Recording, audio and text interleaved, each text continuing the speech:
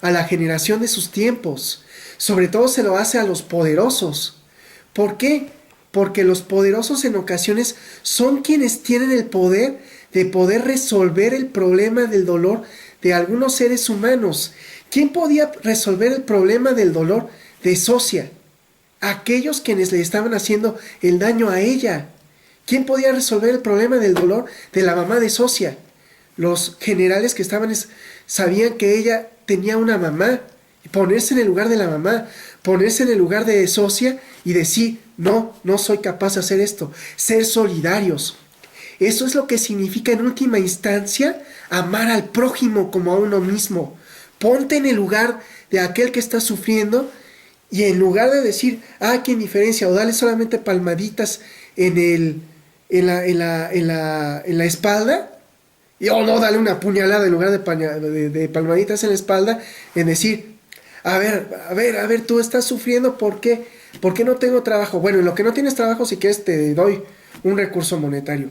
Oye, ¿por qué estás sufriendo? No, pues porque mi esposa me dijo, bueno, pues yo no te puedo dar una esposa, pero mientras tanto, pues te acompaño en tu dolor. Necesitas una compañía como ella era tu compañera, yo te voy a acompañar.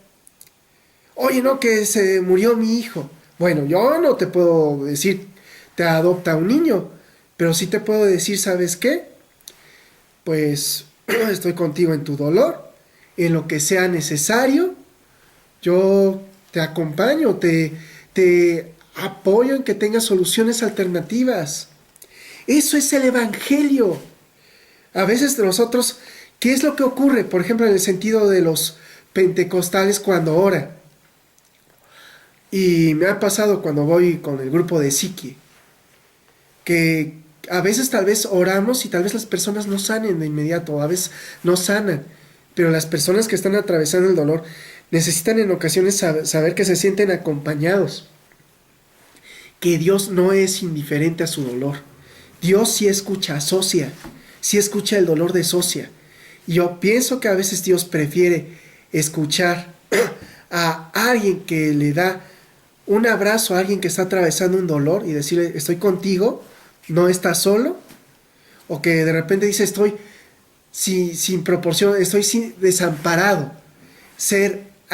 Prefiere él escuchar en lugar de oír alabanzas así muy bonitas, muy sinfónicas, por ejemplo, el Aleluya de Händel, todas lo que las iglesias llegan a hermosear en los villancicos de Navidad. Yo pienso que Dios, puesto que ya resucitó, ya tenemos el evangelio, Jesús prefiere escuchar de un cristiano te acompaño en tu dolor, si no tienes amparo, yo te apoyo a que tengas leche para tu niño, que tengas comida para tu familia, que si no tienes empleo, mientras tanto te doy esto, y yo te apoyo a buscar el empleo.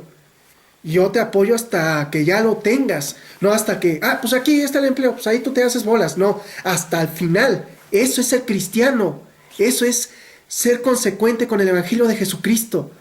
No es nada más, sí, tienes un dolor, pues te abrazo y hasta luego. No, Jesús preferiría escuchar eso que nuestras alabanzas en las iglesias. Y no estoy diciendo que esté mal que alabemos a Dios en las iglesias. Lo que estoy diciendo, como diría Jesús, es necesario hacer una cosa haciendo la otra. Si a veces nosotros los cristianos necesitamos fortaleza espiritual para poder hacer lo que Él quiere. Y por eso uno va a la iglesia. Uno va a la iglesia no para hacer, sino para fortalecerse para el hacer. Porque el hacer es por fuera de las cuatro paredes de una iglesia. Si uno va a la iglesia, a las cuatro paredes es para fortalecerse y hacer por fuera de las cuatro paredes. Escuchar asocia. Y para escuchar asocia a veces necesitamos la fortaleza psicológica, espiritual y teológica para al fin decir, ok, preparado para la dosis de dolor que toca por fuera de estas cuatro paredes.